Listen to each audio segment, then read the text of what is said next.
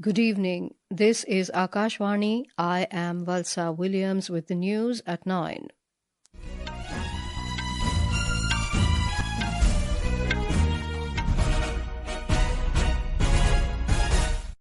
The headlines.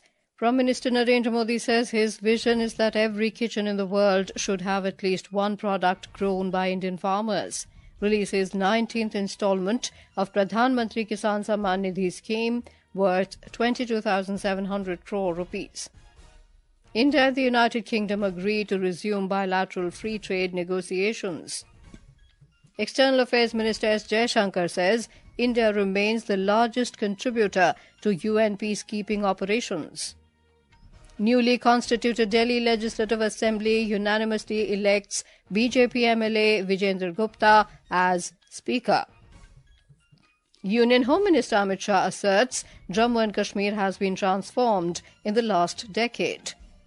And in ICC Men's Champions Trophy, Bangladesh set a target of 237 runs for New Zealand to win the match at Rawalpindi, Pakistan. Prime Minister Narendra Modi today said his vision is to ensure presence of at least one product grown by Indian farmers in every kitchen of the world. He said his government is relentlessly working in this direction by promoting export, processing and marketing of agricultural products. Mr. Modi was addressing a public meeting at Bhagalpur after releasing the 19th installment of the Pradhan Mantri Kisan Samman Nidhi scheme to 9 crore 80 lakh farmers. He released an amount of 22,700 crore rupees as financial assistance. मेरा तो सपना है कि दुनिया की हर रसोई में भारत के किसान का उगाया कोई न कोई उत्पाद होना ही चाहिए।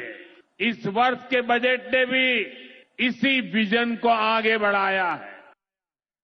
The Prime Minister said Eastern India has huge potential in food processing, so government is going to establish NIFTM in Bihar. He said the rise of India will take place from the east and Bihar will be a robust pillar in it. The Prime Minister said that northeastern states will reach new heights of development through efforts of his government. Speaking at the Jhumar Binondini program in Guwahati, Assam this evening, Mr. Modi said there was a time when the development of Assam and the northeast was neglected. एक समय था जब देश में असम और पूर्वोत्तर के विकास की भी उपेक्षा हुई और यहाँ की संस्कृति को भी नजरअंदाज किया गया।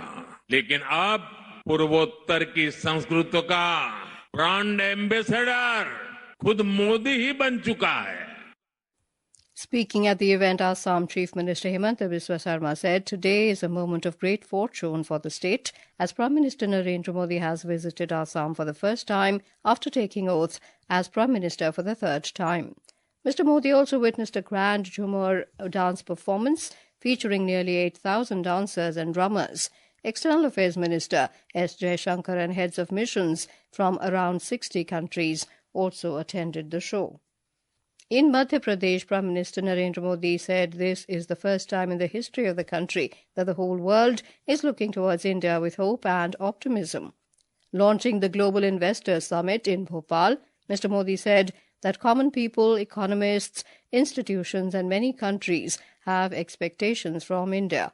MOUs worth more than 3,80,000 crore rupees were signed between different companies, entrepreneurs and the government at the summit.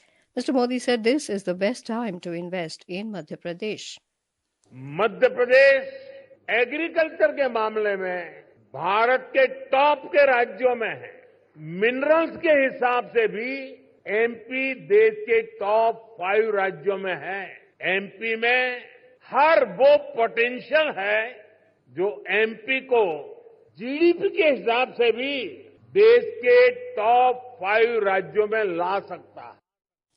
Union Minister of Railways Ashwini Vaishnav has emphasized the goal to achieve net zero carbon emissions for Indian Railways with 100% electrification slated for completion in the financial year 2025-26. Addressing investors and entrepreneurs at the Global Investors Summit 2025 in Bhopal through video conferencing, Mr. Vaishnav said the next objective is to maximize renewable energy procurement. He added that with this vision, Indian Railways has already tied up 1,500 megawatt of renewable energy. He said a significant 170 megawatt power purchase agreement was also signed today with the Madhya Pradesh government. India and the United Kingdom today agreed to resume free trade negotiations between the two countries. Union Commerce and Industry Minister Piyush Goyal said this while addressing the joint press conference along with the UK Secretary of State for Business and Trade, Jonathan Reynolds, in New Delhi. We are guided by visionary leaders of the United Kingdom and India, Prime Minister Starmer and Prime Minister Modi, to work towards resumption of free trade agreement negotiations. And together we are both happy to announce that we have taken a decision to once again get back to the discussions which are on the table. A group of participants in the Conference for Women Peacekeepers of the Global South called on President Draupadi Murmu at the Rashtrapati Bhavan in New Delhi today. Addressing the participants, the President emphasized that the presence of women in a peacekeeping mission makes it more diverse and inclusive. The President recalled India's proud history of contribution to UN peacekeeping, with over 290,000 India peacekeepers having served in more than 50 UN peacekeeping missions. The women peacekeepers are in New Delhi to participate in the first ever conference on the theme Women in Peacekeeping, a Global South Perspective. Earlier, External Affairs Minister Dr. S. Jaishankar said India remains the largest contributor to UN peacekeeping operations. In his video message, Dr. Jaishankar said India believes peacekeeping has a very important role in global peace. He reiterated that India will meaningfully contribute to the global peacekeeping efforts. India remains the largest troop contributing country to this day. Currently, more than 5,000 Indian peacekeepers are deployed in 9 of the 11 active missions, often in challenging and hostile environments, with a singular focus, the advancement of global peace and security. This is Akashvani giving you the news. For quick news updates round the clock, follow us on our X handle at AIR News Alerts, and for details of stories and more, log on to our website www.newsonair.gov.in and download News on AIR app. Welcome back. You're with us on the news at 9. BJP MLA from Rohini seat Vijender Gupta has been elected as the Speaker of the newly constituted Delhi Legislative Assembly. He was elected unanimously on the first day of the newly constituted Delhi Assembly session. Our correspondent reports that newly elected MLAs also took oath today. The Assembly welcomed its newly elected members with the beautiful flowers and lively decorations. Pro Tem Speaker Arvinder Singh Lovely administered the oath to the newly elected members, including Chief Minister Rekha Gupta and her cabinet colleagues, as well as AAP MLA Atishi. MLAs took oath in different languages, including Hindi, English, Urdu, Sanskrit and Maithili. Lieutenant Governor V.K. Saxena will address the House tomorrow. The CAG report on the functioning of the previous government will also be presented the same day. The 3-day session will continue till 27th of this month. Sakleen Akhtar for Akashvani News, Delhi. Union Home Minister Amit Shah today interacted with the youth and children from Jammu and Kashmir in New Delhi under the youth exchange program Watan Ko Jano. A total of 250 children who are on a visit to New Delhi participated in the program. Interacting with the children, Mr. Shah said Jammu and Kashmir has been transformed under the Narendra Modi government in the last decade. ये 10 साल के अंदर कश्मीर के अंदर बहुत बड़ा परिवर्तन हुआ है। रोड, रास्ता, ब्रिज, अस्पताल, नए विश्वविद्यालय, IIM, IIT, इसके साथ पंचायत लेवल के और नगर पालिका के लगभग 36,000 लोगों को अधिकार देने का काम किया है। Defence Minister Rajnath Singh has called for new research in the defence sector using artificial intelligence AI technology. Mr. Singh was speaking at the 16th Foundation Day of IIT Mandi in Himachal Pradesh as the chief guest today. आज भारत को अपना AI driven वार doctrine बनाने की जरूरत है। Defence के लिए indigenous artificial intelligence chips बनाने की जरूरत है। साइबर सिक्योरिटी को ध्यान में रखकर फायरवेल्स भी डेवलप करने की जरूरत है। मेरा मानना है कि इसमें IIT मंडी एक बहुत बड़ी भूमिका निभा सकता है। The defense minister stated that the country is becoming self-reliant in defense manufacturing, with nearly 70% of defense equipment being produced domestically. Now news from Mahakumbh.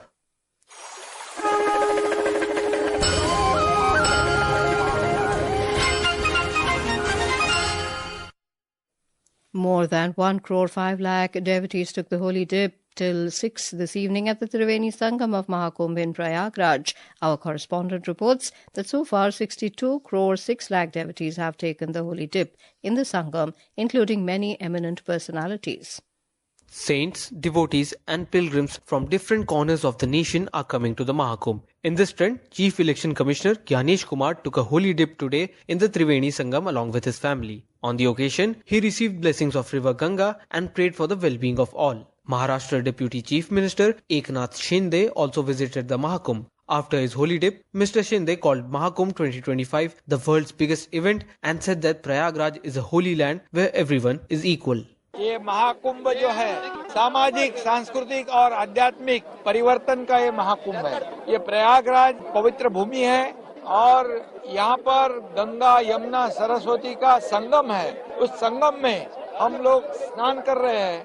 The Mahakumbh continues to attract millions of devotees every day from all over the world. With Abhishek Kapil, Adarsh for Akashvani News, Prayagraj.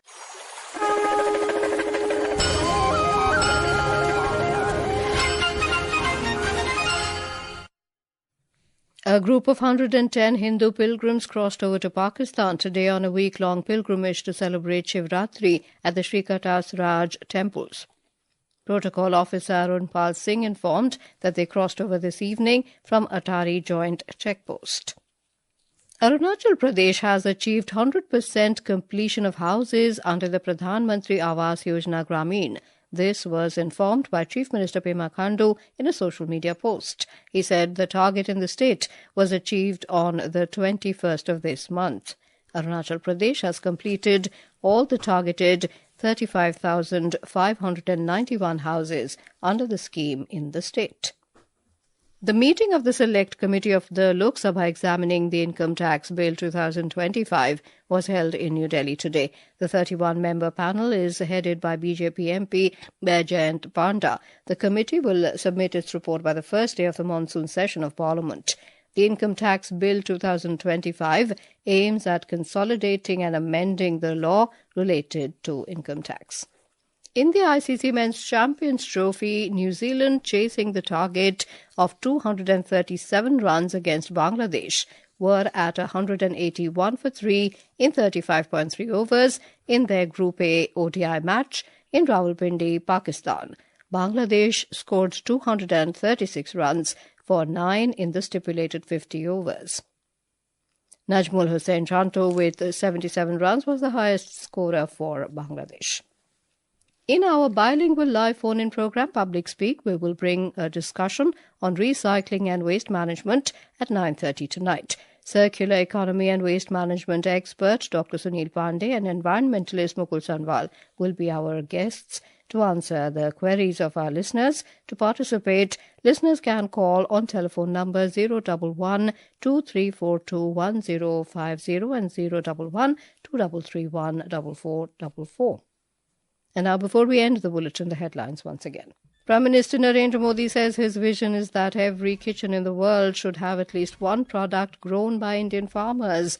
Releases 19th installment of Pradhan Mantri Kisan Samman Nidhi scheme worth 22,700 crore rupees. India and the United Kingdom agree to resume bilateral free trade negotiations.